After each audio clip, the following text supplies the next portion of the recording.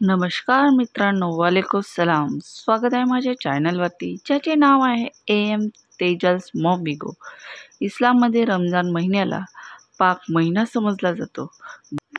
भारतासहित अन्य देशातील मुस्लिम समुदायाद्वारा अल्लाह की दी गई प्रत्येक इस्लामासाठी अल्लाहचा शुक्र अदा केला जातो. आजच्या व्हिडिओमध्ये आपण पाहणार आहोत की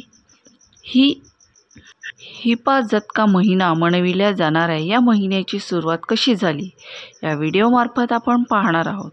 रमजान का मनवला जातो? रमजान इस्लामचा 9वा महिना आहे. हा महिना कधी 29 दिवस तर कधी 30 दिवसाचा असतो. रमजान शब्द एक अरेबिक शब्द आहे, ज्याचा अर्थ आहे चिलचिलाती गरमी किंवा सुखापण. इस्लामच्या विश्वासानुसार महिन्याची 27 रात्र मोहम्मद साहेबावर कुराण नाजिल झाली होती. यामुळे या महिन्यात कुराण वाचणे पूर्ण शुभ मानले जाते. हेही मानले जाते की कुराण रमजान महिना अधिक गरम असल्या कारणाने अरबवासियांना मोहम्मद साहेबाने हा पैगाम दिला की चिलचिलाती गरमीपासून वाचविण्यासाठी अधिकाधिक समय आपल्या घरामध्ये व्यतीत करा, आणि हीच तो वेळ आहे की अल्लाहची हिफाजत मनापासून केली जाते. या महिन्यामध्ये मुस्लिम समुदायातील लोक उपवास ठेवतात आणि उपवासाला अरेबीमध्ये सोम म्हटले जाते, तसेच अरेबीमध्ये महसियाबही म्हटले जाते. पारसीमध्ये उपवासाला रोजा म्हटले जाते. रोजा ठेवणाऱ्यांना रोजेदार म्हटले जाते.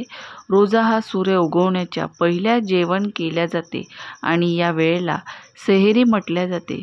जेव्हाही दिवसभर रोजा ठेवल्यानंतर शामला रोजेद्वारे हे भोजन केले जाते.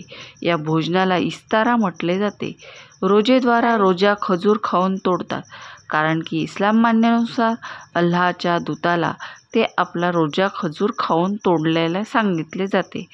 तेव्हापासून ही परंपरा चालत आलेली आहे. रमजानचा हा महिना ईदच्या चांदसोबत समाप्त होतो. सुरुवात होते ईद उल फितर गोड ईदची. या महिन्यामध्ये रोजा ठेवणाऱ्यांना रात्रीच्या वेळेमध्ये नमाज पढणे, कुराण वाचणे, जकात देणे आणि दानधर्म करणे आदी कार्यवाही ध्यान दिले जाते. यामुळे या महिन्याला नेकी आणि हिफाजतचा महिना मानवले जाते. अजून तुम्हाला इस्लाममध्ये अधिक माहिती वाटत पाहिजे असेल तर व्हिडिओला लाईक करा, शेअर करा आणि सबस्क्राईब करायला विसरू नका. इस्लामच्या अधिक माहितीसाठी इस्लाम कॅलेंडर कसे राहते हे सर्व माहिती तुम्हाला मिळेल, तर चॅनलला सबस्क्राईब करून घ्या. जय हिंद, जय भारत, वंदे मातरम.